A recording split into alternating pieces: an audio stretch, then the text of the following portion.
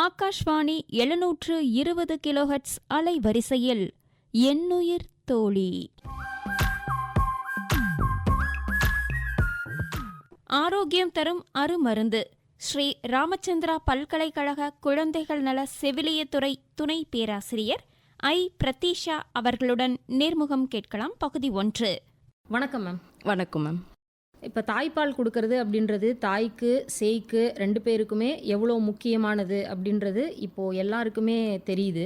கொஞ்ச நாளைக்கு முன்னாடி ஒருவேளை சில தப்பான கருத்துக்கள் சமூகத்தில் இருந்திருக்கலாம். அதாவது தாய்ப்பால் கொடுக்கறதுனால தாய்க்கு அவங்களுடைய தோற்றத்தில் மாற்றம் ஏற்படும், அழகு குறையும் அப்படின்லாம் சொல்லி கேள்விப்பட்டிருக்கோம். இப்போ அந்த மாதிரி யாருமே நினைக்கிற மாதிரி நமக்கு தெரியல.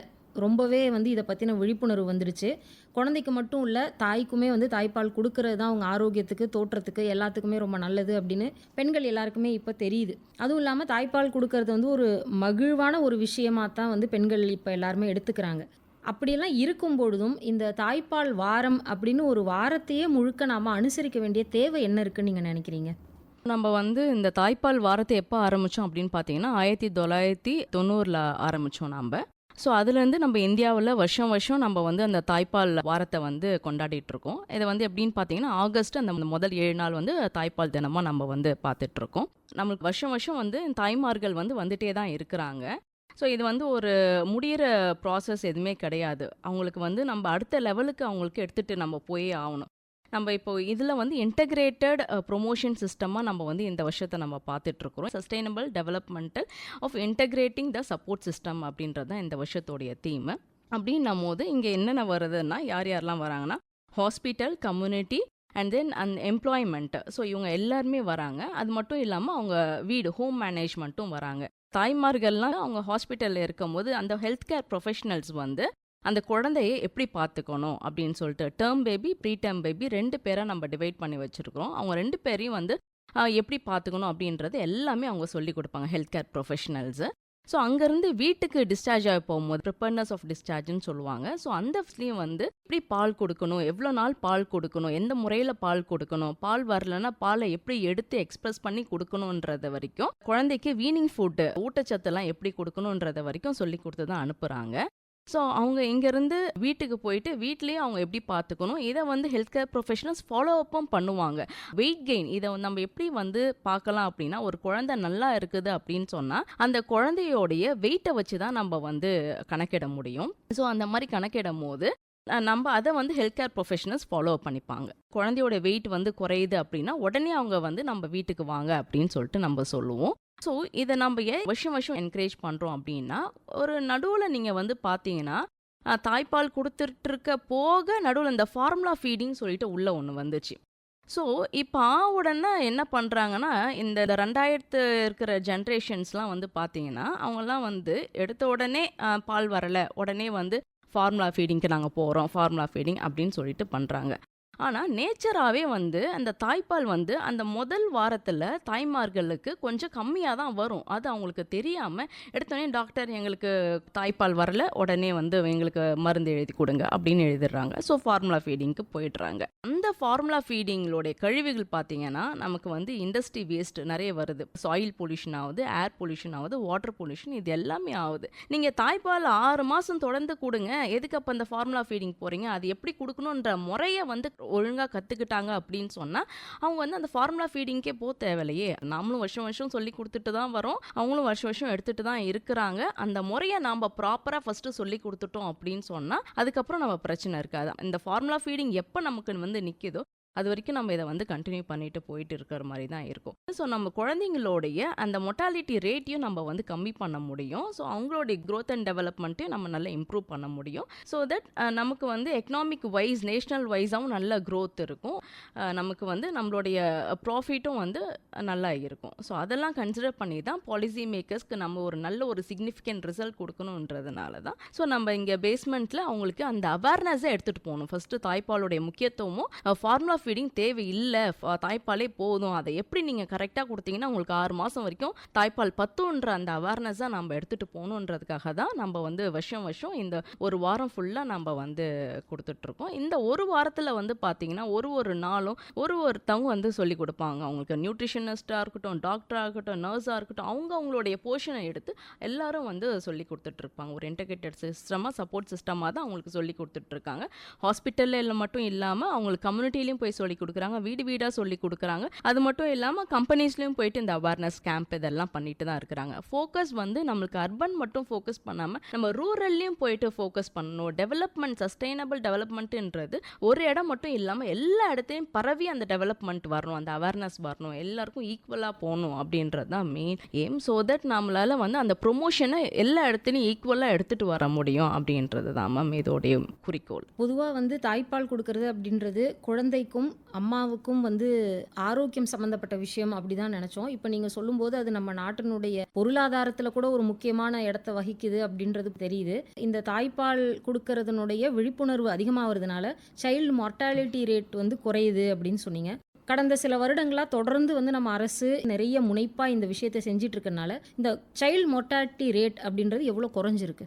நம்மளுடைய சைல்டு மொர்ட்டாலிட்டி ரேட் வந்து பார்த்தீங்கன்னா இப்போ குறைஞ்சிருக்கு மேம். இப்போ எவ்வளோன்னா 25 per 1000 லைவ் பேர்ட்ஸ்க்கு 25 பேர் தான் வந்து மொர்ட்டாலிட்டி இருக்குது. நம்ம தமிழ்நாட்டில் எடுத்துக்கிட்டிங்கன்னா அதே மாதிரி ஒரு 10 per 1000 லைவ் பேர்ட்ஸ் அந்த மாதிரி தான் இருக்குது. ஸோ இதுக்கு முன்னாடிலாம் வந்து 40 இருந்தது. நம்ம லாஸ்ட்டாக வந்து அவங்க கணக்கு எடுப்பு வந்து பார்த்தீங்கன்னா 2014 எடுத்திருக்காங்க. அப்போ வந்து 40 இருந்தது. ஸோ இப்போ நம்மளுக்கு வந்து 25 வந்திருக்கு. ஸோ இது 2024 எடுத்த கணக்கெடுப்பு. 0.5ன்றதே நமக்கு ஒரு பெரிய சேஞ்சஸ். ஸோ இவ்வளோ நமக்கு டிராஸ்டிக் சிக்னிஃபிகன்ஸ் இருக்கிறது ரொம்ப பெரிய ஒரு முன்னேற்றம்னு சொல்லலாம். இப்போ இந்த சைல்டு மோர்ட்டாலிட்டி ரேட் குறையறதுக்கு வந்து தாய்ப்பால் கொடுக்கறது மட்டுமே தான் காரணமா, இல்லை வேற ஏதாவது ஃபேக்டர்ஸும் அதுக்கு இருக்கா? அதுக்கு தாய்ப்பால் மட்டும் காரணம் கிடையாது, வேறு ஃபேக்டர்ஸும் இருக்கும். மெயினாக நம்ம வந்து தாய்ப்பால் கொடுக்கறதுனால நம்ம என்ன பண்ணலான்னு சொல்லிட்டா, ஒரு குழந்தைய வந்து diarrhoea, respiratory disease and then அவங்களுடைய நியூரல் டெவலப்மெண்ட்டு, ஸோ இதெல்லாம் வந்து இம்யூனிட்டி நம்ம வந்து பாதுகாக்கலாம் அவங்கள. ஸோ அந்த இம்யூன் சிஸ்டமே மேலே எடுத்துகிட்டு வர்றது தான் கொடுக்கறது தாய்ப்பால். இப்போது நீங்கள் தாய்ப்பாலும் ஃபார்முலாவிலையும் பார்த்தீங்கன்னா தாய்ப்பாலில் தான் அதிக அளவுக்கு இம்யூன் சக்தியே இருக்குது. அந்த முதல் 3 நாள் கொடுக்குற அந்த கொலஸ்ட்ரம் மில்கில் ஆன்டிபாடிஸ் இருக்குது, IgG. ஸோ இது வந்து உங்களுக்கு வேறு எதுலையுமே கிடைக்காது. ஸோ இதுதான் வந்து அந்த குழந்தையோடைய வளர்ச்சி, இம்யூனிட்டியை கொடுக்கறதே அதுதான். அப்போது மற்ற இன்ஃபெக்ஷன்லேருந்துலாம் அந்த குழந்தைய பாதுகாக்கிறதே அந்த தாய்ப்பால் தான். ஸோ அப்போ நம்ம அந்த தாய்ப்பாலே கொடுக்கல அப்படின்னா உங்களுக்கு இம்யூனிட்டி எங்கேருந்து கிடைக்கும்? கிடைக்கவே கிடைக்காது. ஸோ அதனால தான் அவங்களுடைய மொர்ட்டாலிட்டி ரேட்டுக்கு நான் காரணமாக இருக்குது. பொதுவாக பெண்கள் வந்து கருத்தரித்த உடனே வந்து அந்த 9 months வந்து எப்படி கடக்கிறது அதுதான் அவங்களுடைய கவனமாக இருக்கும்.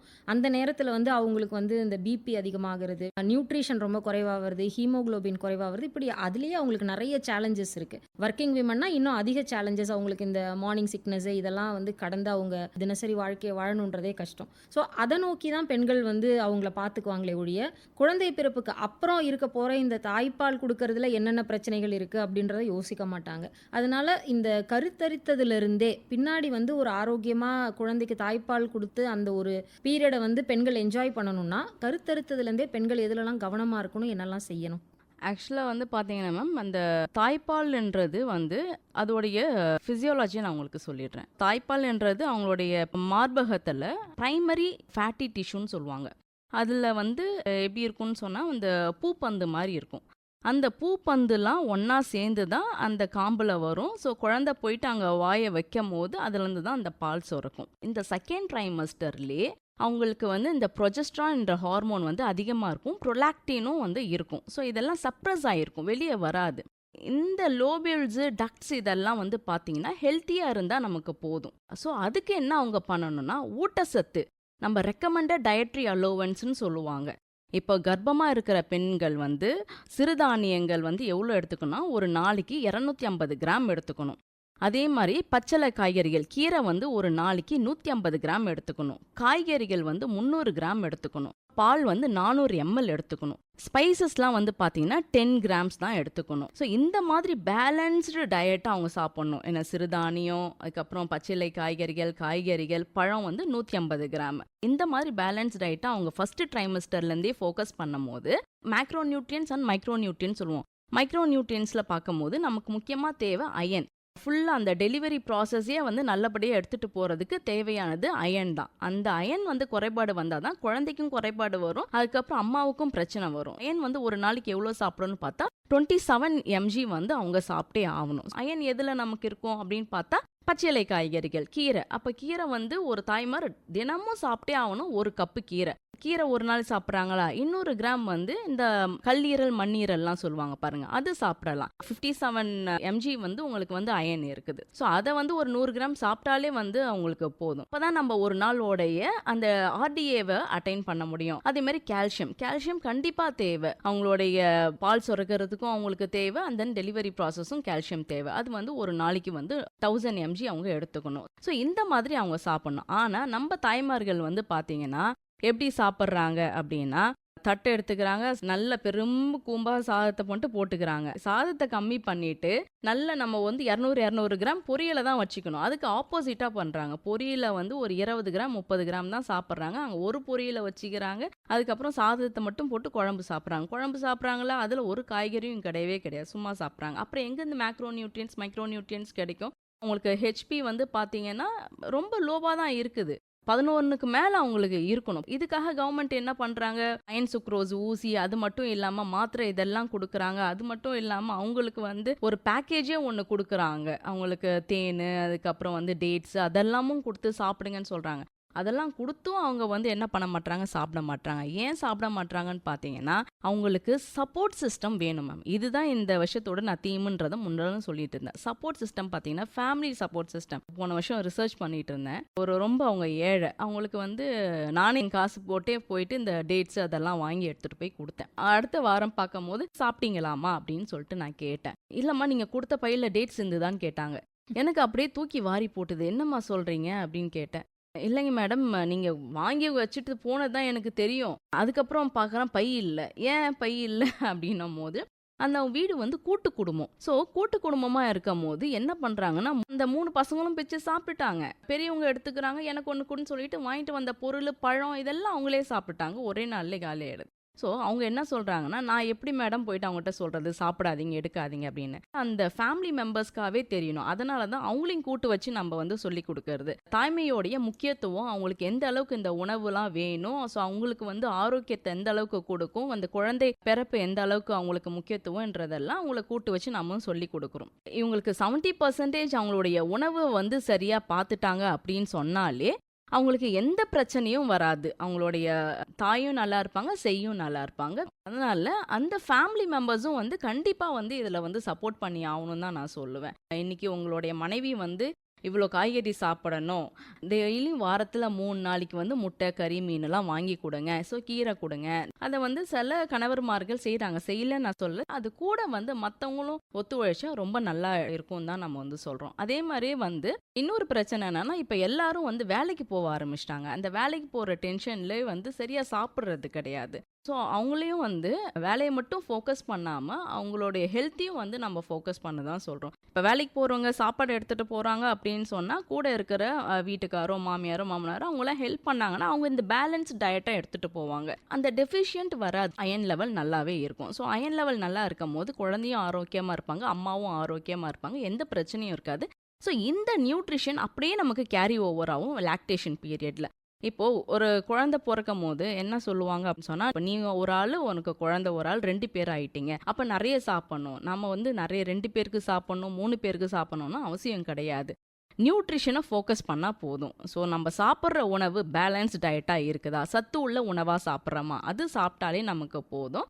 ஸோ நம்மளுடைய பிளட் சப்ளையில் ஆல்ரெடி இருக்கிற கார்போஹைட்ரேட், புரோட்டீன், ஃபேட் எல்லாம் தான் நம்மளுக்கு தாய்ப்பாலாக நமக்கு வந்து இந்த ஹார்மோன் கொடுத்துரும். அதனால இது சாதத்தை இன்க்ரீஸ் பண்ணாங்க, பேலன்ஸ் டயட் சாப்பிட்றாங்களா அப்படின்ற அந்த ஒரு மெசேஜ் அவேர்னஸை வந்து அவங்களுக்கு அந்த ஃபர்ஸ்ட் ட்ரைமஸ்டர்லேருந்தே நம்ம கொடுத்தோம் அப்படின்னு சொன்னால் 6 மாதம் வரைக்கும் அவங்க அதை சாப்பிட்டாலே போதும். குழந்தைக்கு சத்து வேணும் இல்லையா, அந்த சத்து எங்கேருந்து போகுது, அம்மா கிட்டேருந்து தான் போகுது. அம்மாவுடைய அந்த பிளட் சப்ளைலேருந்து தான் வந்து அந்த கார்போஹைட்ரேட், புரோட்டீன், ஃபேட்ஸ், அயன் இதெல்லாம் அங்கேருந்து தானே போகுது. அப்போ அம்மா சாப்பிடணும் இல்லையா. ஸோ அதை தான் நாங்கள் சொல்லிட்டு இருக்கோம். அதுக்கப்புறம் குழந்தை தான் பிறந்துடுச்சு, வெளியே வந்துடுச்சு அப்படின்னு விடாமல் நீங்கள் தாய்ப்பால் கொடுத்துட்டு இருக்கிறீங்க. ஸோ அப்பயும் நீங்கள் வந்து நியூட்ரிஷனில் ஃபோக்கஸ் பண்ணி தான் ஆகணும் அப்படின்றத நம்ம சொல்கிறோம். ஒரு நாளைக்கு வந்து அந்த தாய் வந்து ஒரு 8லேருந்து 12 வாட்டி பால் கொடுக்கணும். ஸோ இப்போ ஒரு வாட்டி வந்து பால் கொடுக்குறாங்க அப்படின்னு சொன்னால் பர் ஃபீடுக்கு வந்து 100 ml வந்து அந்த குழந்தைக்கு போகும். அப்போ ஒரு நாளைக்கு நீங்கள் கணக்கு எடுத்தீங்கன்னா 1000 ml 1 லிட்டர் கிட்ட அந்த தாய் வந்து பால் கொடுக்குற மாதிரி இருக்கும். ஸோ அப்போ அதுக்கு தகுந்த மாதிரி அவங்க நியூட்ரிஷியஸ் டயட்டாக கொடுத்தாதான் அந்த குழந்தையும் ஆரோக்கியமாக இருக்கும், அந்த தாயும் வந்து ஆரோக்கியமாக இருப்பாங்க. ஸோ இதனால் நாம் எங்கே எஜுகேஷன் கொடுக்கணும் அப்படின்னு பார்த்தீங்கன்னா அவங்க வந்து அந்த ஃபஸ்ட்டு ட்ரைமஸ்டர்லேருந்தே அவங்களுக்கு இந்த பேசிக் அவேர்னஸ் மெசேஜை வந்து நம்ம சொல்லிட்டோம். இம்பார்ட்டன்ஸ் ஆஃப் மைக்ரோநியூட்ரியன்ஸ் இருந்தாலே அவங்களுக்கு வந்து எடுத்துகிட்டு வந்துடுவாங்கன்றது. கூட ஃபேமிலி சப்போர்ட் கண்டிப்பாக தேவை. இப்போ நீங்கள் பேலன்ஸ்டு டயட் பற்றி சொல்லும் பொழுது முட்டை, பால் இதெல்லாம் நம்ம சாப்பிடணும் அப்படின்னு சொன்னீங்க. பட் ப்ரெக்னன்சியில் பெண்கள் எதிர்கொள்கிற மிகப்பெரிய பிரச்சனை என்ன அப்படின்னா எதுவுமே சாப்பிட முடியாது. அப்போது எது தன்னால் எடுத்துக்க முடியுமோ அதை தான் சாப்பிட முயற்சி பண்ணுவாங்க. அதனால தான் கொஞ்சம் காரம், கொஞ்சம் புளிப்பு இதெல்லாம் அதிகமாக இருந்தால் கொஞ்சம் அந்த நாசியேட்டிங் ஃபீல் வந்து கொஞ்சம் குறையும். பட் அதெல்லாம் தவறு அப்படின்னு நீங்கள் சொல்கிறீங்க. ஸோ இதை எப்படி சரி பண்ணிக்கிறது? ருசியான உணவு வந்து நான் சாப்பிடக்கூடாதுன்னு சொல்லலை. அந்த ஹெல்த்தியான ஃபுட்டை அவங்க ருசியான உணவாக மாற்றி சாப்பிடலாம். இப்போ நல்ல சாப்பாடு வேணும்னு கேட்குறாங்க. நல்ல சாப்பாடுன்னா வீட்டில் இருக்கிற சாப்பாடு தான் நல்ல சாப்பாடுன்றது யாருக்கும் தெரியல. ஹோட்டலில் போய் சாப்பிட்றது தான் நல்ல சாப்பாடுன்றாங்க. உடனே போயிட்டு ஃப்ரைட் ரைஸ் வாங்கி சாப்பிட்றது. வைட்டமின் டி சாப்பிடணும்னு சொல்லுவேன். அந்த வைட்டமின் டி தான் அந்த குழந்தையோடைய மூளை வளர்ச்சியை அதிகமாக்குறது வந்து பார்த்தீங்கன்னா வைட்டமின் டி. அந்த வைட்டமின் டி நமக்கு எங்கேருந்து கிடைக்கும்? சூரிய வெளிச்சத்துலேருந்து கிடைக்கும். ஸோ சூரிய வெளிச்சத்தில் இவங்க 11 மணிலேருந்து 2 மணிக்கு வரைக்கும் போய் நில்லுங்கன்னு சொல்லுவேன். அது இல்லாமல் சாப்பாட்டு மூலயமா நம்ம எது எடுக்கலான்னு சொன்னால் காளான் நீங்கள் சாப்பிட்டீங்கன்னா உங்களுக்கு வைட்டமின் டி கிடைக்கும். டெய்லியும் ஒரு 100 கிராம் வாரத்தில் 3 நாள் எடுத்துருங்க அப்படின்னு நான் சொல்லுவேன். போய் சொல்லி கொடுத்துட்டு ஒரு வாரம் கழிச்சு போய் கேட்டேன், என்னம்மா காளான் சாப்பிட்றீங்களா அப்படின்னு சொல்லிட்டு. வீட்டில் உங்களுக்கு செய்ய தெரியல, அந்த மாதிரி நான் கடையிலேருந்து வாங்கிட்டு வந்து கொடுக்குறேன் அப்படின்னு. நீங்கள் அதை ஜஸ்ட்டு சாதாரணமாக வதக்கி அதை அப்படியே எடுத்து வச்சு சாப்பிடுங்க. இல்லை இந்த வெளியே வாங்கிட்டு வந்து கொடுத்தா நல்ல ருசியாக இருக்குன்னு சொல்கிறாங்க. சரி சாப்பிடுங்க, ஆனால் நீங்கள் வெளியே சாப்பிடும் போது அதில் எல்லாத்தையும் போட்டு குவான்டிட்டி கம்மி பண்ணிவிடுவாங்க. காளான் 1-2 தான் உங்களுக்கு கிடைக்கும். வீட்டில் செய்யும் போது காளானை மட்டும் நீங்கள் 100 கிராம் சாப்பிடணும்னு நான் சொல்கிறேன். அங்கே வந்து மற்றதெல்லாம் போட்டுட்டு நீங்கள் அப்போ காளான் சாப்பிட்றது ஒரு 10லேருந்து 20 தான் உங்களுக்கு கிடைக்கும். அப்போ கிராம்ஸ் கம்மியாயிடும் நான் அப்படின்னு சொன்னேன். இல்லை இங்கே மொனக்கடையில் நல்லா இருக்குது அப்படின்னு. சரி கடை என்னம்மான்னு, இந்த பானிபூரி கடைன்றாங்க. காளானே போடுறது கிடையாது பானிபூரி கடையில். அவங்க எதையோ போட்டு பிஸ்னஸ்க்காக பண்ணுறாங்க. அதை காளான் நினச்சிட்டு அதை தான் நான் ஒரு வாரமாக சாப்பிட்டுட்ருக்கேன் அப்படின்னு சொல்கிறாங்க. ஸோ அந்த ரூரலில் இருக்கிற நம்ம மக்களுக்கு வந்து சிலதெல்லாம் தெரியவே மாட்டுது. நான் செஞ்சு நம்ம வந்து சொல்லி கொடுக்க வேண்டியதாக இருக்குது. நீ இரும்பு சத்து இவ்வளோ சாப்பிடுனா இரும்பு சத்து சாப்பிடுதுன்றதை விட இரும்பு சத்து எதில் இருக்குதுன்றதையும் நம்ம சொல்லி கொடுக்கணும். அது மட்டும் இல்லாமல் அதை எப்படி சமைச்சு சாப்பிட்ணுன்றதையும் நம்ம சொல்லி கொடுக்கணும். சிலதெல்லாம் வந்து நல்ல டீப் ஃப்ரை பண்ணி சாப்பிட்ணும், அப்போ தான் நீங்கள் கேட்குற அந்த புளிப்பு அது இதுக்கெல்லாம் வந்து நல்லா இருக்குன்றீங்க. ஆனால் நீங்கள் அந்த மாதிரி நீங்கள் சாப்பிடும் போது உங்களுக்கு சத்தே போயிடுது. அதில் என்ன சத்து இருக்குது? நம்ம முக்கியமாக ஒரு சாப்பாடு உணவு எடுத்துக்கிறோம் அப்படின்னா, உணவே மருந்துன்னா எப்படி வருதுன்னா அதை ப்ராப்பராக நம்ம சாப்பிட்டா தான் அது நமக்கு மருந்தாக ஆகும். அப்படி இல்லைன்னா அதுவே நமக்கு விஷமாயிடும். ஸோ அதனால் சாப்பிட்ற அந்த உணவை எப்படி சாப்பிட்ணுமோ அந்த மாதிரி கரெக்டான முறையில் சாப்பிடுங்க தான் சொல்கிறோம். உங்களுக்கு தகுந்த ருசி மாதிரி நீங்கள் சமைச்சு சாப்பிடுங்க. வெளியே சாப்பிடாதீங்க, வீட்டில் இருக்கிறத சாப்பிடுங்க. நல்ல சத்து உள்ள உணவாக பார்த்து சாப்பிடுங்க. அதே மாதிரி இப்போ வாந்தியெல்லாம் வருதுன்னு சொல்கிறீங்க. ஸோ வாந்தியெல்லாம் வருது அப்படின்னு சொன்னும் போது கொஞ்சம் கொஞ்சமாக நம்ம சாப்பிட்லாம். ஸ்மால் அண்ட் ஃப்ரீக்வெண்ட் டயட்டாக நீங்கள் எடுத்துக்கிட்டீங்க அப்படின்னு சொன்னால் உங்களுக்கு அந்த வாந்தி வர்றதும் உங்களுக்கு அவாய்ட் பண்ணலாம். தாய்ப்பால் சுரக்கிறதுக்கு ப்ரெக்னன்சி பீரியடில் என்னென்ன பண்ணணும் அப்படின்னு சொன்னீங்க. டெலிவரிக்கு அப்புறம் தாய்ப்பால் சுரக்கிறதுல என்ன விதமான டெலிவரி ஆச்சு அப்படின்றதுல ஏதாவது வித்தியாசம் இருக்கா? இப்போ நார்மல் டெலிவரி ஆனவங்களுக்கு டெலிவரிக்கு அப்புறம் எவ்வளோ நேரம் கழித்து தாய்ப்பால் சுரக்கும், அதை மாதிரி ஒரு சிசேரியன் பண்ணிக்கிட்டவங்களுக்கு எவ்வளோ நேரம் கழித்து தாய்ப்பால் சுரக்கும் அப்படின்றதுல வித்தியாசம் இருக்கா? அதுக்கு அந்த முன்னாடி அந்த நான் அனட்டமி அண்ட் ஃபிசியாலஜி சொல்ல வந்தேன். ஸோ அந்த மார்பகத்தில் வந்து பார்த்தீங்கன்னா நமக்கு மெயினாக வந்து ஃபேட்டி டிஷ்யூ இருக்குது இல்லைங்களா? அந்த ஃபேட்டி டிஷ்யூ உள்ள அந்த ஆல்வியோலைன்ற ஒரு செல் இருக்கும். அந்த ஆல்வியோலை செல்லு தான் தாய்ப்பாலை வந்து நமக்கு எடுத்து கொடுக்குது குழந்தைக்கு. தாய்மார்கள் கர்ப்பமாக இருக்கும் போது ப்ரொஜெஸ்ட்ரான்ற ஹார்மோன் வந்து இந்த ப்ரொலாக்டின்ற ஹார்மோனை சப்ரஸ் பண்ணி வச்சுருக்கும். ஸோ அதனால் குழந்தை பிறந்ததுக்கு அப்புறமா ஒரு 3 நாள் பார்த்தீங்கன்னா என்ன ஆகும்னா அந்த தாய்ப்பால் சுரக்கிறது வந்து கம்மியாக இருக்கும். அதுக்கப்புறமா வந்து நார்மலாக வர ஆரம்பிச்சிடும். ஸோ அந்த 3 நாளுக்குள்ள என்ன நினச்சிக்கிறாங்கன்னா தாய்மார்கள்லாம் பால் வரலன்னு நினச்சிக்கிறாங்க. இது அப்படி கிடையாது, இது நேச்சர். இது எல்லாருக்குமே வந்து கம்மியாக தான் வரும். ஆனால் அவங்க எந்த அளவுக்கு வந்து அந்த தாய்ப்பாலை கொடுத்து எம்டி பண்ணுறாங்களோ அந்த அளவுக்கு அவங்களுக்கு வந்து மில்க் ப்ரொடக்ஷன் அதிகமாகிடும். அது ஒரே ஒரு ஃபார்முலா தான். எம்டி பண்ணாங்கன்னா அதிகமாகவும், ஃபுல்லாக இருந்துதான் அந்த ஸ்டிமுலேஷனே வராது, அவங்களுக்கு அந்த பால் சுரக்கிறதே வந்து இருக்காது. அதனால ஃப்ரீக்வெண்ட்டாக அவங்க வந்து எம்டி பண்ண அந்த பால் சுரக்கிறது வந்து அதிகமாகும். ஸோ நாம் என்ன சொல்கிறோன்னா, குழந்தை பிறந்த உடனே முதல் 1 மணி நேரத்துக்குள்ளே நீங்கள் தாய்ப்பால் கொடுக்கறத வந்து இனிஷியேட் பண்ணுங்க அப்படின்னு சொல்கிறோம். ஸோ இவங்க கொடுக்க தான் அந்த தாய்ப்பால் வந்து சுரந்துட்டே இருக்கும். இதில் வந்து நார்மல் டெலிவரிக்கும் சிசேரியன் செக்ஷனுக்கும் எந்த ஒரு வேரியேஷனும் கிடையாது. 2 பேருக்குமே நம்ம அவங்க 2வது ட்ரைமஸ்டரில் இருக்கும் போதே அந்த ஃபிசியலாஜிக்கல் ப்ராசஸ் எல்லாருமே ஒன்றா தான் இருக்கும். இப்போ ப்ரீடம் குழந்தையா பிறந்தா கூட சரி, இதை நார்மலாக அவங்களுக்கு பால் வரதான் செய்யும் அந்த தாய்க்கு. அவங்க கொடுக்கலாம், எந்த பிரச்சனையும் இருக்காது. யாருக்கும் எந்த டிலேவும் ஆகாது. அது அவங்களா நினச்சிக்கிறது சிசேரியன்னா வந்து கம்மியாக வருது, லேட்டாக வருது, வரமாட்டுது அப்படிலாம் கிடையாது. இது நார்மல் ஃபிசியலாஜிக்கல் ப்ராசஸ் தான். ஒரு 3 நாள் கம்மியாக வரும், 10 ml கூட வரும். ஸோ நான் சொன்னேன் ஒரு ஃபீடுக்கு வந்து 100 ml நமக்கு வரும் அப்படின்னு சொல்லிட்டு 10 ml கூட வரும். முதல் 3 நாள் 4 நாள் 5 நாள், சில மதருக்குலாம் 5 நாள் கூட ஆகும். அதுக்காக பயப்பட தேவையில்லை. ஆனால் அவங்க கொடுத்துட்டே இருக்கணும். எந்த அளவுக்கு தாய்ப்பால் கொடுக்குறாங்களோ அந்த அளவுக்கு சுரக்க ஆரம்பிக்கும். அவங்க வந்து அந்த டக்ட்னு சொல்லுவோம் இல்லையா, அதை வந்து எம்டி பண்ணவன்னு தான் இது வந்து அவங்களுக்கு வந்து நல்ல பால் வந்து சுரக்க ஆரம்பிக்கும். அதனால எந்த வேரியேஷனும் இல்லை. ஒரு இன்ஃப்ளூயன்சிங் ஃபேக்டர் இருக்குது இதில். நீங்கள் சிசேரியன் செக்ஷனில் இந்த பெயின் இருக்கும் இல்லைங்களா, வலின்றதுனால அது ஸ்ட்ரெஸ்ஸை வந்து காஸ் பண்ணி அந்த ஸ்ட்ரெஸ்னால வந்து அவங்களுக்கு வந்து கம்மியாகலாமே கண்டி மற்றபடி எந்த ஒரு வேரியேஷன்ஸும் கிடையாது. நார்மல் டெலிவரிக்கும் சிசேரியனுக்கும் 2 பேருக்கும் ஒரே மாதிரி தான் வரும். தாராளமாக அவங்க வந்து சீக்கிரமாக இனிஷியேட் பண்ணி தொடர்ந்து தாய்ப்பால் கொடுத்துட்டே இருக்கும். இப்போ முதல்ல நீங்கள் சொல்லியிருந்தீங்க பொதுவாக ஒரு நாளைக்கு வந்து 1000 ml தாய்ப்பால் வந்து சுரக்கும் கொடுக்கணும் குழந்தைக்கு அப்படின்னு. இப்போ நீங்கள் சொல்கிறீங்க முதல் அந்த 3 நாட்களோ இல்லை 5 நாட்களோ சிலருக்கு 10 mlன்ற அளவுக்கு ரொம்ப குறைவாக கூட சுரக்கலாம். அப்போ அந்த 10 ml மட்டுமே அந்த குழந்தைக்கு அந்த 3 நாளோ 5 நாளோ போதுமானதாக இருக்குமா? இல்லை 10 mlன்றது அந்த பர் ஃபீடு நான் சொன்னேன். ஸோ அதுக்கு தான் நாங்கள் சொன்னோம் அவங்க வந்து எக்ஸ்பிரஸ் பண்ணியும் வந்து அவங்க கொடுக்கலாம். தாய்ப்பாலில் வந்து ரகங்கள் இருக்குது. ஒன்று வந்து கொலஸ்ட்ரம் மில்க். இந்த கொலஸ்ட்ரம் மில்க்கு தான் இந்த முதல் 3 நாள் வந்து சுரக்கிறது. இந்த கொலஸ்ட்ரம் மில்கில் தான் வந்து என்ன இருக்கும்னு பார்த்தீங்கன்னா ஆன்டிபாடிஸ் வந்து நிறைய இருக்கும். நெக்ஸ்ட்டு வந்து டிரான்சிஷனல் மில்க்கு. ஸோ இது வந்து பார்த்தீங்கன்னா உங்களுக்கு இந்த 4வது நாள்லேருந்து 8வது நாள் வரைக்கும் வரும். அதுக்கப்புறம் வந்து மெச்சூர் மில்க்கு. ஸோ இந்த மெச்சூர் மில்க்லேயே வந்து பார்த்தீங்கன்னா 2 வகை இருக்குது. ஒன்று 4 மில்க்கு, ஹைன் மில்க்கு. அது வந்து 8வது நாள்லேருந்து அது வர ஆரம்பிச்சிடும். ஸோ இந்த கொலஸ்ட்ரம் மில்க்கு எப்போவுமே கம்மியாக தான் வரும். அதனால் வந்து நம்ம தாய்ப்பால் வரலன்றதெல்லாம் கிடையாது. என்ன சொல்லுவாங்கன்னா, நான் தாய்ப்பால் கொடுக்குறேன், குழந்தை குடிக்கிறாங்க. ஆனால் பார்த்தா அவங்க வந்து அழுவாங்க. நம்ம அந்த வார்னிங் சைன்ஸ் வந்து பார்த்தீங்கன்னா குழந்தை மூஞ்சை தேய்ச்சிக்கிறது, வாயில் வச்சு அழுவுறது, இதெல்லாம் பார்த்தாலே அவங்களுக்கு பசிக்கான தன்மை நமக்கு தெரிஞ்சிடும். அப்போ வந்து ஃபீடு வந்து கரெக்டான டைமில் நம்ம கொடுக்கணும். ரொம்ப அழவிட்டெல்லாம் கொடுக்கக்கூடாது. ஸோ அப்போ வந்து குழந்தை வந்து இந்த மாதிரி வாயில் கழிய வச்சு மூஞ்சி தேய்ச்சி அழுகுறாங்க. அவங்களுக்கு அந்த தாய்ப்பால் தேவை இருக்குது. ஆனால் இவங்க வந்து நான் இப்போ தான் கொடுத்தேன், குடித்தாங்க அப்படின்னு சொல்லிட்டு சொல்லுவாங்க. ஸோ யூஸ்வலாக எல்லா மதரும் பண்ணுற தப்பு, ஒரு தாய்ப்பாலை வந்து 10 நிமிஷம் தான் கொடுக்குறாங்க, அதுக்கு மேலே கொடுக்க மாட்றாங்க. கேட்டால் வலிக்குது, முடியல அப்படி இப்படின்னு சொல்லிட்டு இருக்காங்க. ஒரு மார்பகத்தில் 20 நிமிஷம் கொடுக்கணும். ஒரு மார்பகத்தில் 20 நிமிஷம் கொடுத்தாங்கன்னா அடுத்த வாட்டி ஃபீட் பண்ணும்போது மாற்றி கொடுக்கணும். அந்த மாதிரி தான் மாற்றி அந்த சைக்கிளில் தான் இவங்க வந்து கொடுக்கணும். அவங்களுக்கு சந்தேகம் இருந்தாலோ இல்லைனா அந்த குழந்தை அழுதுகிட்டே இருக்குதுனால அடுத்த வாட்டி 2 மணி நேரம் கழிச்சு கொடுக்கும் போது எக்ஸ்பிரஸ் பண்ணி எவ்வளோ வருதுன்னு பார்த்துட்டு ஸோ அவங்க வந்து கப் ஃபீடிங்கோ, ஸ்பூன் ஃபீடிங்கோ, பாலடைஸ் ஃபீடிங்கோ பண்ணலாம். ஸோ எந்த அளவுக்கு அவங்களுக்கு வந்து எக்ஸ்பிரஸ் பண்ணி அந்த ப்ரொடக்ஷன் அதிகமானதுக்கு அப்புறமா இவங்க வந்து டைரக்ட் ஃபீடிங் கூட போகலாம்.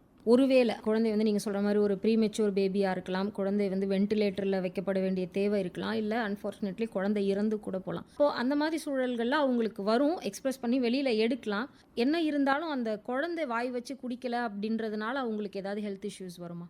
இல்லை ஆக்சுவலாக வந்து நம்ம எதுக்கு டைரக்ட் ஃபீடிங்கை வந்து என்கரேஜ் பண்ணுறோம் அப்படின்னு சொன்னால், அந்த குழந்தைக்கும் அந்த தாய்க்கும் ஆன அந்த பாண்டிங் ரிலேஷன்ஷிப்பை வந்து சைக்கலாஜிக்கலாக நம்ம பில்டப் பண்ணுறதுக்காக தான் வந்து டைரக்ட் ஃபீடிங்கை வந்து நம்ம இது பண்ணுறோம். ஸோ அந்த குழந்தை வந்து தாய்ப்பால் குடிக்கும் போது அம்மா கண்ணை பார்த்துட்டே குடிப்பாங்க. ஸோ அம்மாவும் வந்து அந்த குழந்தை கண்ணை பார்த்துட்டே கொடுப்பாங்க. ஸோ அப்போ வந்து அந்த ப்ரொடக்ஷன் வந்து ரொம்ப அதிகமாகவும் குழந்தைக்கு நல்ல அந்த ஆரோக்கியமாகவும் இருப்பாங்க. 2 பேருக்குமான அந்த சைக்கலாஜிக்கல் பாண்டிங் வந்து நல்லா இருக்கும். இப்போ நீங்கள் சொல்கிற மாதிரி குழந்தை இறந்துட்டாங்க, இல்லை அவங்க ஐசியூவில் இருக்கிறாங்க அப்படின்னு சொன்னால் எக்ஸ்பிரஸ் பண்ணி பாட்டிலில் அவங்க வந்து ஃப்ரீஸ் பண்ணி வச்சுருவாங்க. ஸோ நம்ம தாய்ப்பாலை வந்து ஃப்ரீசரில் நீங்கள் வச்சிங்கன்னா 6 மாதம் வரைக்கும் வைக்கலாம். இல்லை நார்மல் ரெஃப்ரிஜிரேட்டர்லேயே நீங்கள் வைக்கிறீங்க அப்படின்னு சொன்னால் 4 நாள் வரைக்கும் வைக்கலாம். நார்மல் ரூம் டெம்பரேச்சர் 25 டிகிரி செல்சியஸில் நீங்கள் வைக்கிறீங்க அப்படின்னு சொன்னால் 4 மணி நேரம் வரைக்கும் நீங்கள் வைக்கலாம். இப்போ வந்து நிறைய எக்ஸ்பிரஸ் பண்ணி அப்போ உங்களுக்கு என்ன ஆகுது, ப்ரொடக்ஷன் அதிகமாகுது. அப்போ ப்ரொடக்ஷன் அதிகமாகுது, எனக்கு தாய்ப்பால் நிறைய வருது அப்படின்னு சொன்னால் நீங்கள் அப்போ வந்து டொனேட் பண்ணலாம் தாய்ப்பால். நிறைய பேருக்கு ப்ராப்ளம்லாம் இருக்குது, ஹெல்த் இஷ்யூ இருக்கிறவங்களாம் தாய்ப்பால் கொடுக்க முடியாது, அவங்களாம் ஃபார்முலா ஃபீடிங்க்கு தான் போகணும். ஸோ அப்போ இது வந்து நமக்கு ரீப்ளேஸ்மெண்ட்டாக இருக்கும். இவங்க வந்து டொனேட் பண்ணாங்கன்னா இந்த தாய்ப்பால் வந்து அவங்களுக்கு வந்து ரொம்ப உறுதுணையாக இருக்கும். இப்போ இந்த ஃபார்முலா ஃபீடிங் அப்படின்னு சொல்கிறீங்க இல்லையா, ஃபார்முலா ஃபீடிங் அப்படின்ற ஒரு வார்த்தை புதுசு. ஆனால் குழந்தைங்களுக்கு வந்து இந்த சப்ளிமெண்ட்ஸ் கொடுக்கறது அப்படின்றது ரொம்ப வருடங்களாகவே இருக்குது. முன்னாடியெல்லாம் வந்து இந்த டின்னில் வந்து பவுடர் இருக்கும். அந்த பவுடர் ஃபுட்டை வந்து நம்ம தண்ணியில் கரைச்சி குழந்தைக்கு கொடுப்போம். அது சிலர் 6 மாதத்துக்கு அப்புறம் கொடுப்பாங்க, சிலர் 6 மாதத்துக்கு முன்னாடியிலேருந்தே தாய்ப்பால் கொடுக்கும்பொழுதே இடையில அது ஒரு தனி டயட்டாக கொடுத்துக்கிட்டு இருப்பாங்க. அதுவும் இந்த ஃபார்முலா ஃபுட்டில் தான் சேர்ந்து வருதா?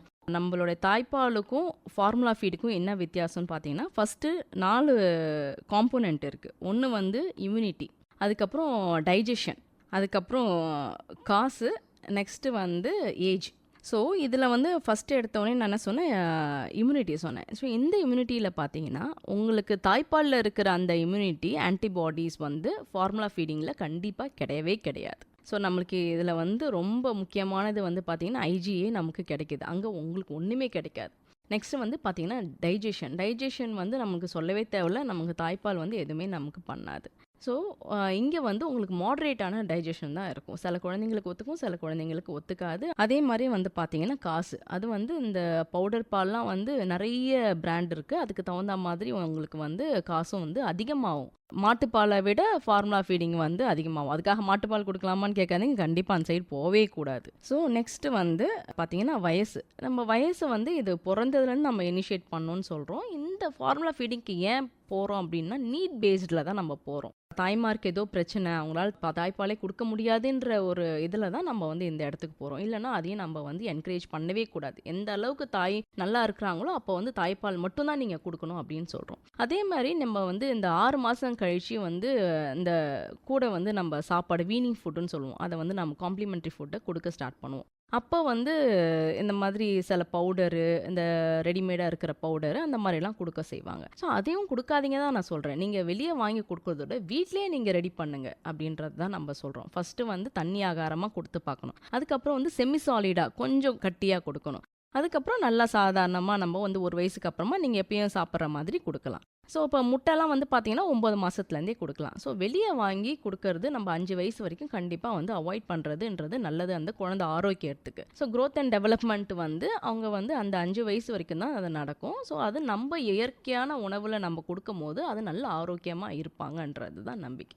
இப்போ சமூகத்தில் நாம் வந்து நிறைய பார்க்குற பிரச்சனை என்ன அப்படின்னா வந்து லேட் மேரேஜஸ், அதனால் வந்து ஃபர்டிலிட்டி இஷ்யூஸ் இதெல்லாம் நிறைய பார்க்குறோம். ஸோ இந்த மாதிரி லேட் மேரேஜஸ், லேட் ப்ரெக்னன்சிக்கு போகிறவங்களுக்கு நேச்சுரலாக சுரக்கிறது கொஞ்சம் குறைவாக இருக்குமா? அப்படின்னா அதுக்கு ஏதாவது எக்ஸ்ட்ராவாக அவங்க எதாவது செய்யணுமா? இந்த தாய்ப்பால் சுரக்கிறதுல கம்மியாகுது அப்படின்னு காரணம்னு நீங்கள் பார்த்தீங்கன்னா, அவங்களுக்கு எதனா டயபெட்டிக் இருந்துச்சுன்னா, இந்த தைராய்டு ப்ராப்ளம் இருக்கிறவங்களுக்கு, அதுக்கப்புறம் வந்து இந்த ஆல்கஹாலு, ஸ்மோக்கிங் பண்ணுற இந்த மாதிரி எதனா பிரச்சனை இருந்தால் தான் அவங்களுக்கு வந்து அந்த தாய்ப்பால் வந்து கம்மியாகுமே தவிர மற்றபடிலாம் அவங்களுக்கு வந்து தாய்ப்பால் கம்மியாகிறதுக்கு வாய்ப்பு இல்லை. தாய்மார்கள் வந்து என்ன நினச்சிட்டு இருப்பாங்க அப்படின்னு சொன்னால், மார்பகங்கள்லாம் நல்ல பெருசாக இருந்ததுன்னா தாய்ப்பால் நிறைய வரும், மார்பகங்கள் சிறுசாக இருந்ததுன்னா வந்து தாய்ப்பால் வந்து கம்மியாக வரும் அப்படின்னு. அப்படியும் கிடையாது. பூசெண்டு மாதிரி இருக்கும்னு சொன்னோம் இல்லைங்களா அந்த மார்பகத்து உள்ள. ஸோ அந்த டிஷ்யூ வந்து ஹெல்த்தியாக இருந்துச்சுன்னா தாய்ப்பால் வந்து நல்லா சுரக்கும். நமக்கு வந்து அந்த ப்ரொலாக்டின்ற ஹார்மோன் எந்த அளவுக்கு ப்ரொடியூஸ் ஆகுதோ அந்த அளவுக்கு நமக்கு வந்து இங்கே தாய்ப்பால் வந்து நல்லா நமக்கு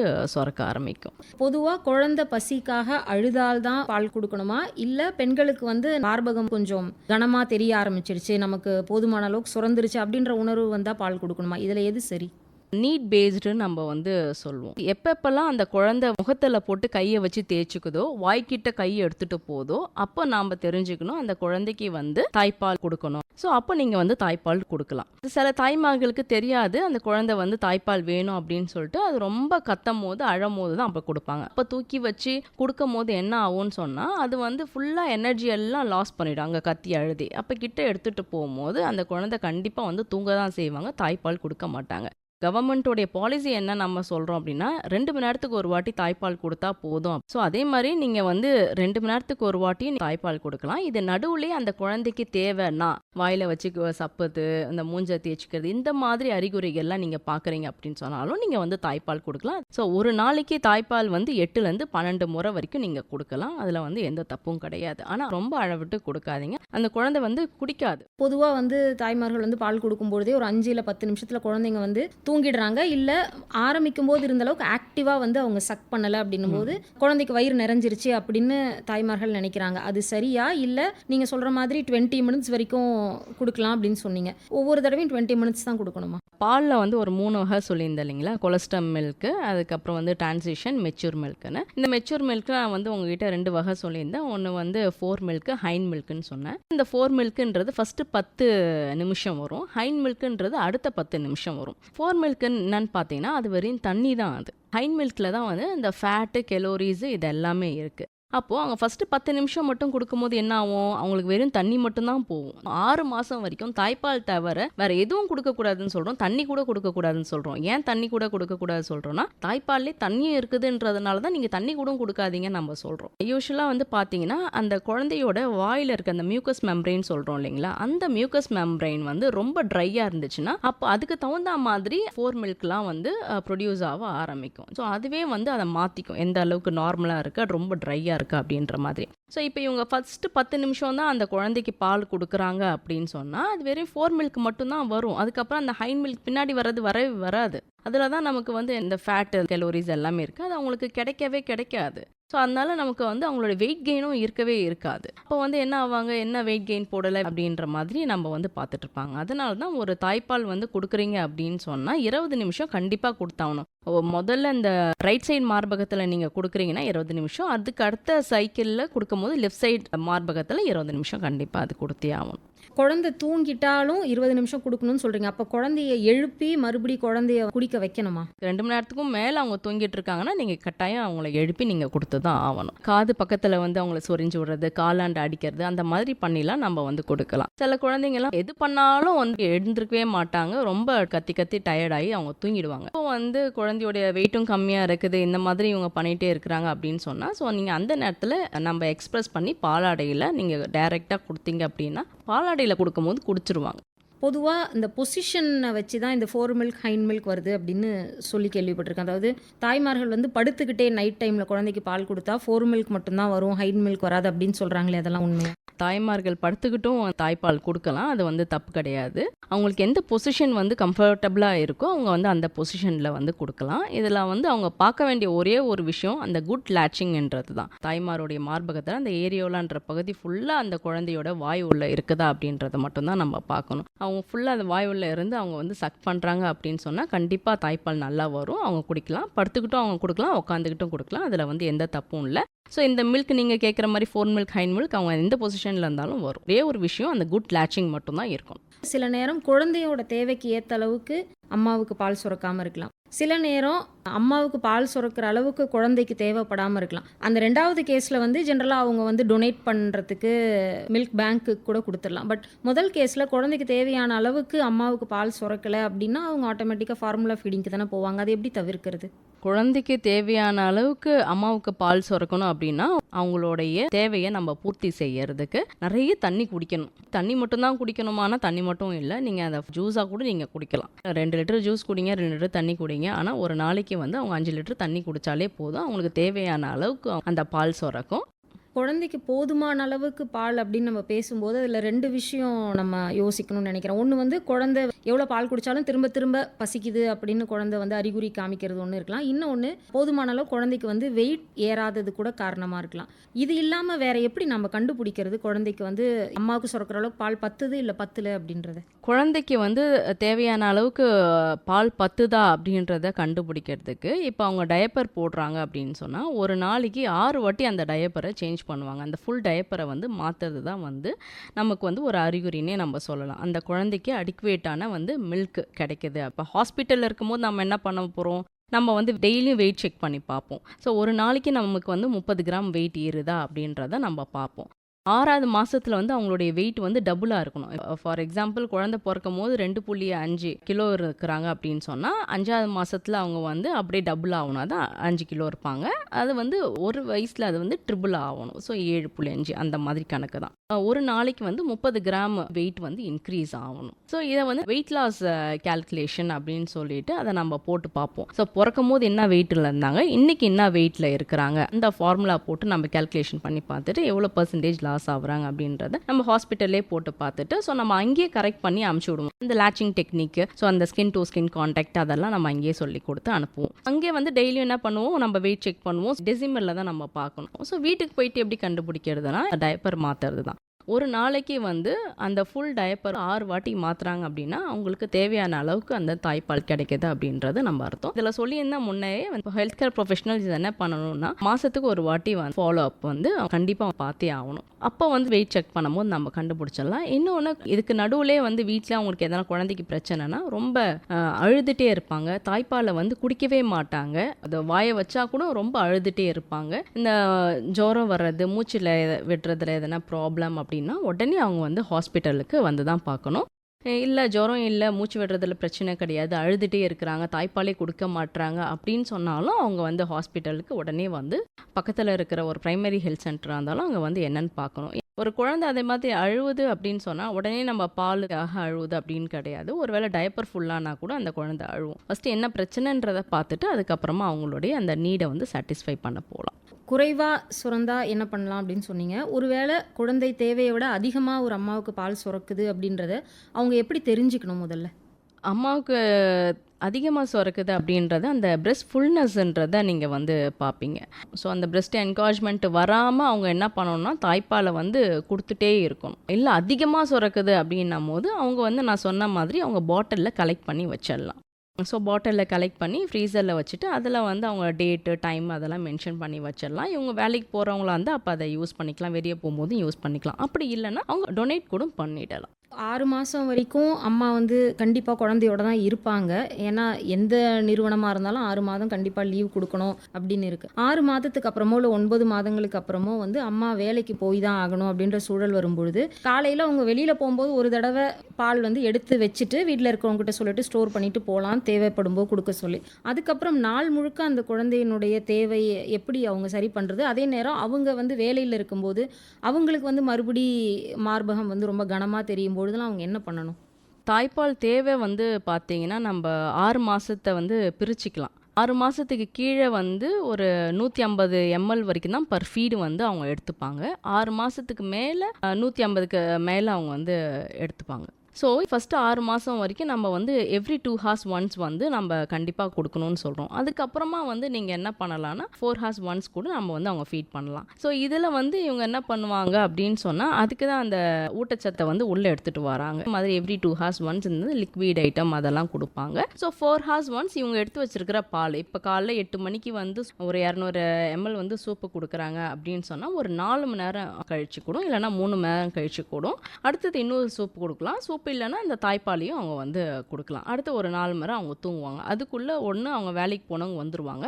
அப்படி இல்லைன்னா இவங்க கூடுதலாக இவங்க தாய்ப்பாலை வந்து எக்ஸ்பிரஸ் பண்ணி வச்சுட்டு போனாலும் இவங்களுக்கு வந்து எதுவும் பிரச்சனையாக இருக்காது. வேலைக்கு போகிறவங்க அதே மாதிரியே 2 மணி நேரத்துக்கு ஒரு வாட்டி இல்லைனா 3 மணி நேரத்துக்கு ஒரு வாட்டி அவங்க எக்ஸ்பிரஸ் பண்ணி அங்கே அவங்களுக்கு வந்து இந்த ரெஃப்ரிஜிரேட்டர் எங்கே இருக்கோ அதில் அவங்க வச்சிடலாம். இல்லைனா ரூம் டெம்பரேச்சரில் தான் வைக்கிறாங்கன்னா ஸோ நம்ம வெளியவே 4 மணி நேரத்துக்கு வரைக்கும் வச்சிடலாம்.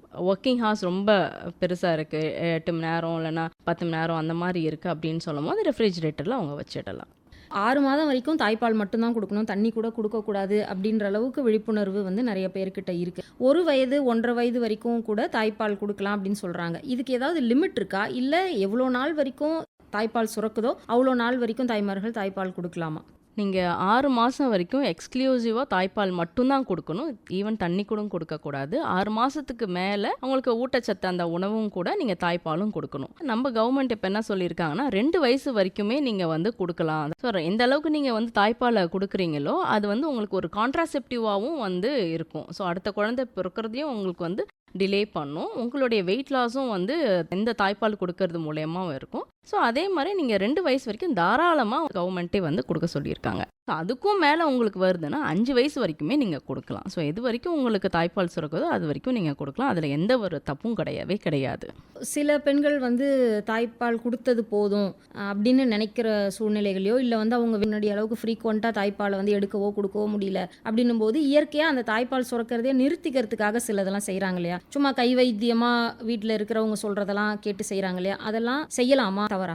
இல்லை, அதெல்லாம் செய்யணுன்ற அவசியம் கிடையாது. இவங்க ஒன்ஸ் திங்க் பண்ண ஆரம்பிச்சுட்டாங்களே சைக்கலாஜிக்கலாக அதை நிப்பாட்டுற நிலைமைக்கு வந்துடும். ஸோ தாய்ப்பால் வர்ற வரைக்கும் அவங்க கொடுத்துட்டு அவங்க நிப்பாட்டினாலே போதும். தாய்ப்பால் நிற்கிறதுக்கு நாம் எதுவுமே செய்ய வேண்டாம் அப்படின்னு சொல்கிறீங்க. பட் தாய்ப்பால் அதிகமாக சுரக்கிறதுக்கு அப்படின்னு நமக்கு காலங்காலமாக நிறைய விஷயங்கள் சொல்லியிருக்காங்க இல்லையா? சில விஷயங்கள் சாப்பாட்டில் சேர்த்துக்கணும். அதாவது நீங்கள் சொன்ன நியூட்ரிஷன் சம்மந்தப்பட்டதுன்னு இல்லை, சில வந்து கஸ்டமரியாக நம்ம செய்கிறது உண்டு. அதாவது இந்த மருந்து குழம்பு அப்படின்னு ஒன்று கொடுப்பாங்க. அதுக்கப்புறம் சுறா மீன் சாப்பிடணும் அப்படின்னு சொல்லுவாங்க பெண்கள் அந்த லாக்டேட்டிங் பீரியடில் இருக்கும்போது. இதெல்லாம் சரிதானா?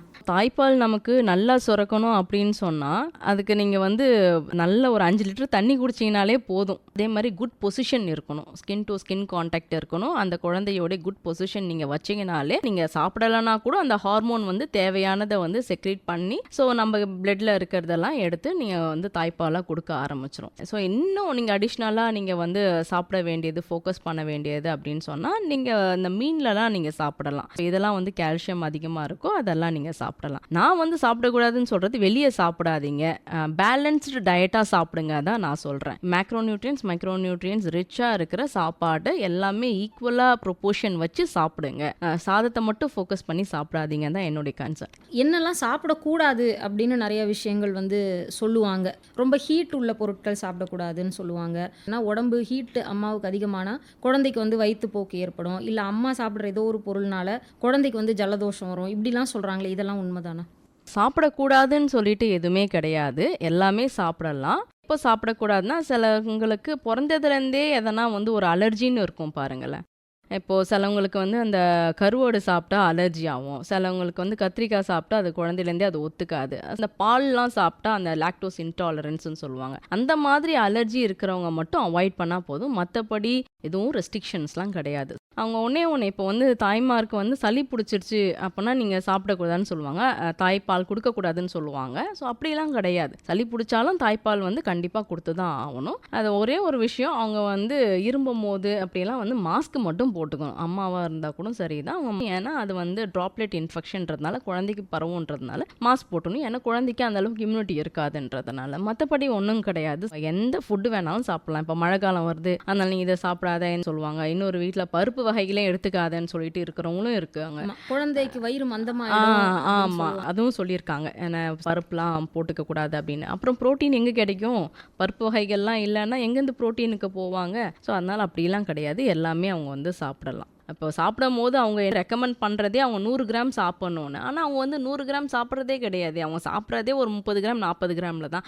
அதில் போயிட்டு அவங்களுக்கு என்ன மந்தமாக போகுதுன்னு. அது மட்டும் இல்லாமல் ஒரு தாய்மாருக்கு ஒரு நாளைக்கு வந்து 500 கெலோரிஸ் பேர்ன் ஆகுது. ஸோ அப்போ அவங்களுக்கு ரொம்ப வந்து பசிக்க ஆரம்பிச்சிடும். அந்த நேரத்தில் வந்து இவங்க பார்த்துட்டு நான் ரசம் தான் கொடுப்பேன் அப்படின்னு சொல்லிட்டு நிறைய தாய்மார்கள்லாம் எனக்கு ஃபோன் பண்ணி அழுதுருக்குறாங்க. இந்த மாதிரி எனக்கு ரசம் சாதம் தான் கொடுக்குறாங்க மாமியார், நீங்கள் அவங்ககிட்ட கொஞ்சம் பேசுங்க அப்படின்னு சொல்லிட்டு. ஸோ அப்புறம் அவங்களுக்கு எடுத்து சொல்லி புரிய வச்சு அதுக்கப்புறமா அவங்க மாறி இருக்கிறவங்களும் இருக்கிறாங்க. சிலவங்க மாறாமல் இல்லைம்மா இதுதான் என் குடும்ப வழக்கம், நான் இப்படி தான் பண்ணுவேன் அப்படின்றவங்களும் இருக்கிறாங்க. ஸோ அவங்கள மாதிரி இருக்கிறவங்களெல்லாம் தான் மாற்றணும். ஸோ அவங்கெல்லாம் தான் எங்கே பிரச்சனை வருதுன்னா சுத்தமாக தாய்ப்பாலே வராமல் இந்த ஃபார்முலா ஃபீடிங்கில் போயிட்டு இந்த மாதிரி ஃபேமிலி சப்போர்ட் இல்லாதவங்களா தான். ஸோ இவங்கெல்லாம் மாறினாலே போதும், எந்த பிரச்சனையும் இருக்காது. இந்த குடும்பத்தில் இருக்கிற சில ப்ராக்டிசஸ் பற்றி நீங்கள் சொல்லும் பொழுது, அந்த குழந்தை பிறந்த உடனே முதல்ல இந்த நாக்கில் தேன் வைக்கிறது, அந்த மாதிரி சில கலாச்சாரங்கள்லாம் இருக்கு இல்லையா? இது வந்து செய்யக்கூடாது அப்படின்னு நமக்கு தெரியும். பட் அதையும் மீறி இதுதான் வழக்கம், நாங்கள் பல தலைமுறையாக செய்கிறோம் அப்படின்னு செய்கிறாங்க இல்லையா? அப்படி செய்கிறதுனால குழந்தைக்கு என்ன பாதிப்பு வரும்னு சொல்லுங்கள். சிலவங்களாம் இருக்கிறாங்க, இந்த கழுதைப்பால் கொடுக்குறவங்க, சர்க்கரை போடுறவங்க, அந்த மாதிரிலாம் இருக்கிறாங்க.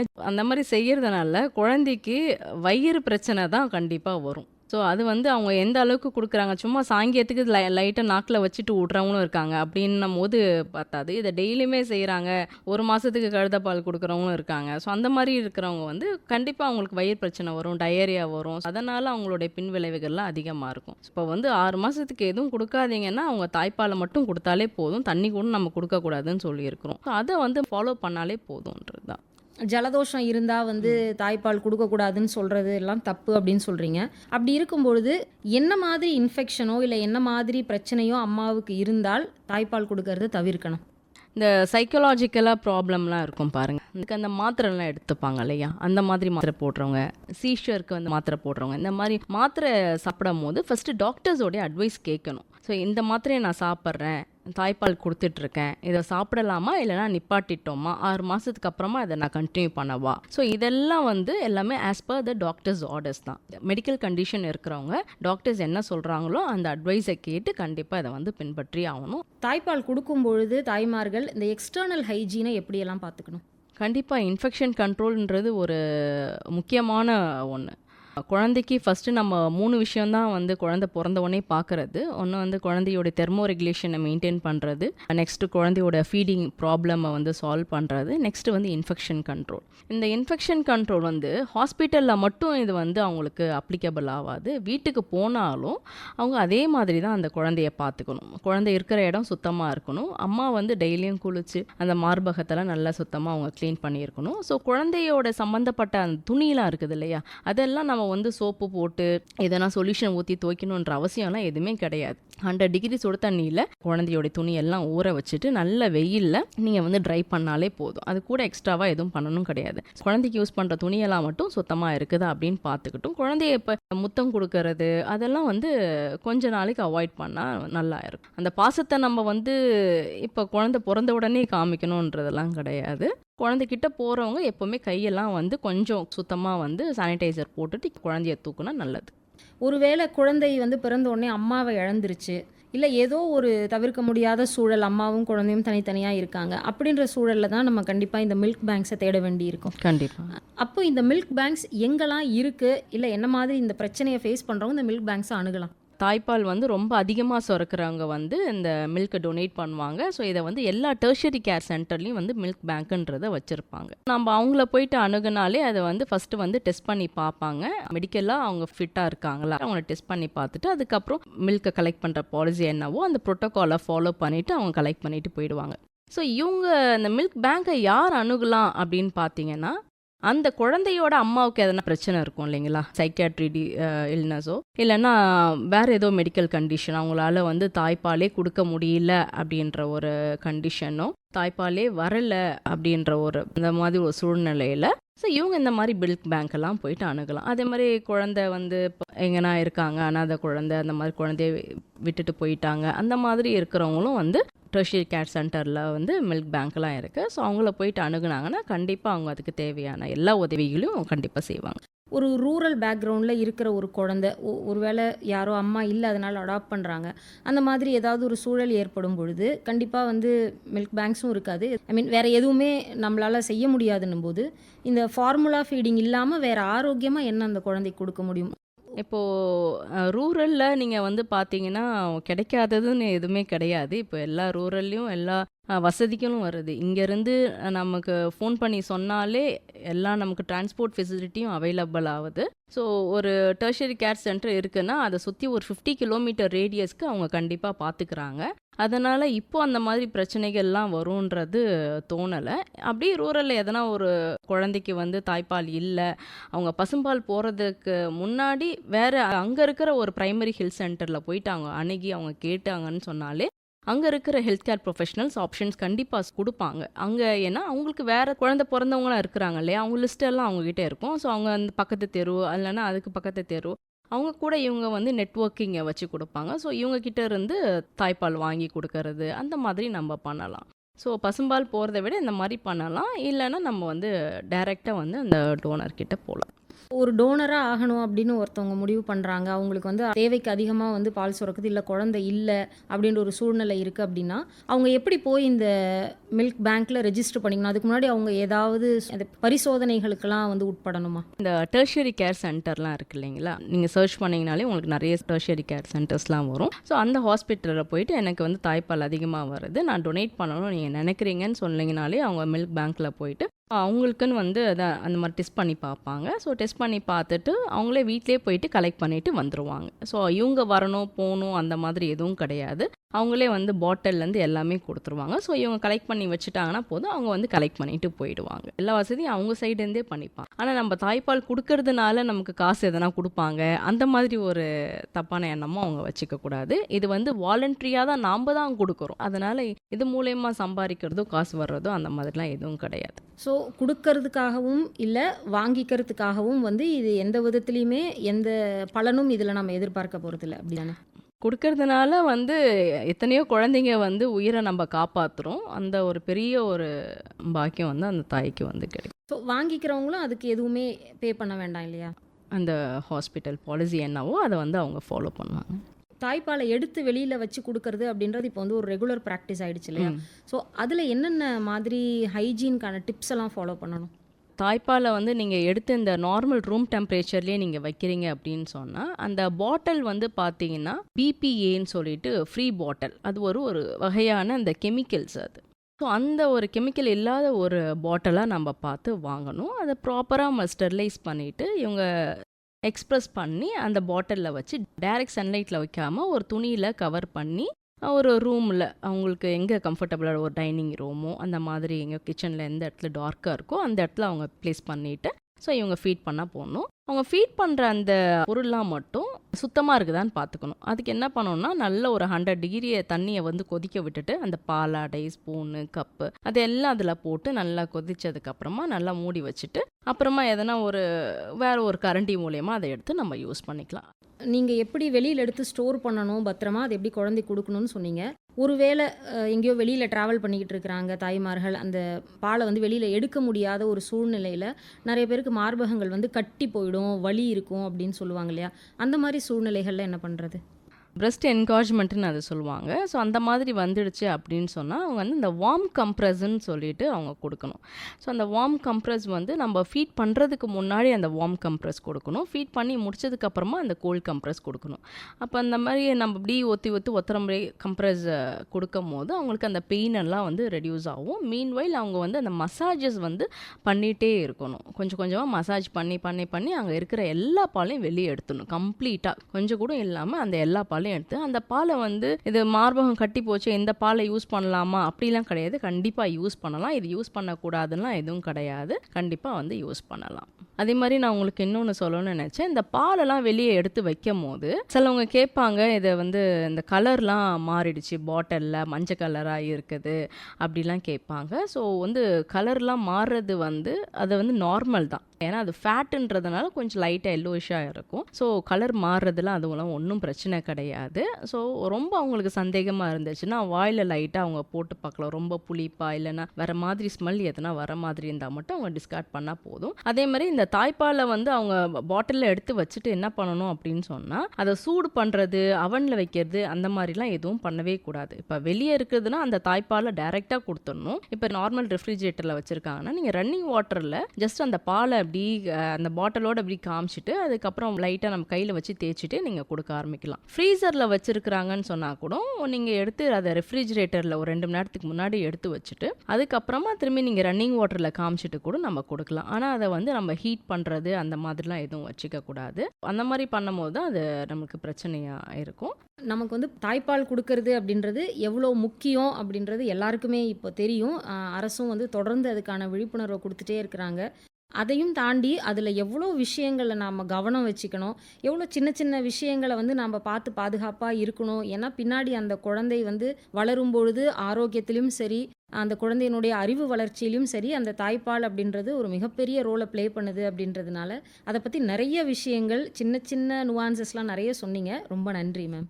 ரொம்ப சந்தோஷம் எனக்கு. இந்த பிரெஸ்ட் ஃபீடிங் வீக் செலிப்ரேஷனில் இந்த 2025 தாய்மார்கள் கிட்ட ஆல்ரெடி நிறைய மெசேஜஸ் இருக்குது. ஸோ என்கிட்ட இருக்கிற எந்த மெசேஜஸும் கொடுத்து அதனால் அவங்க பயன்படுறாங்க அப்படின்னு சொன்னால் அது ரொம்ப மகிழ்ச்சி தான். கண்டிப்பாக நான் வந்து என்ன ரீஎன்ஃபோர்ஸ்மெண்ட் பண்ணணும் அப்படின்னு சொன்னால் அந்த ஃபேமிலி சப்போர்ட் கண்டிப்பாக தேவை. அதனால் இந்த தாய்மார்கள் இருக்கிற எல்லா வீட்லேயும் அவங்களுடைய வீட்டுக்காராகட்டும், அவங்களுடைய அம்மா மாமியார் எல்லாருமே அந்த தாய்க்கு வந்து கொஞ்சம் உறுதுணையாக இருந்து சப்போர்ட் பண்ணாங்க அப்படின்னு சொன்னால் கண்டிப்பாக எந்த பிரச்சனையும் வராது. அந்த குழந்தை 6 மாதம் வரைக்கும் கண்டிப்பாக அவங்க ஃபீடிங்கை கம்ப்ளீட் பண்ண முடியும். ஸோ அதுக்கு உறுதுணையாக இருங்கன்றது தான் என்னுடைய வேண்டுகோள்.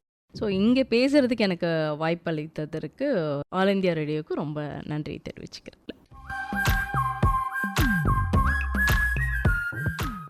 இதுவரை எண்ணுயிர் தோழி நிகழ்ச்சியில் ஆரோக்கியம் தரும் அருமருந்து ஸ்ரீ ராமச்சந்திரா பல்கலைக்கழக குழந்தைகள் நல செவிலியத்துறை துணை பேராசிரியர் ஐ. பிரதீஷா அவர்களுடன் நேர்முகம் கேட்டீர்கள். இந்த நிகழ்ச்சியை பற்றிய கருத்துக்களை சொல்லணும்னு ஆசைப்பட்டீங்கன்னா நீங்க எங்ககிட்ட சொல்லுங்க. AIRChennai@gmail.com என்ற மின்னஞ்சல் மூலமாக தெரிவிக்கலாம். நன்றி, வணக்கம்.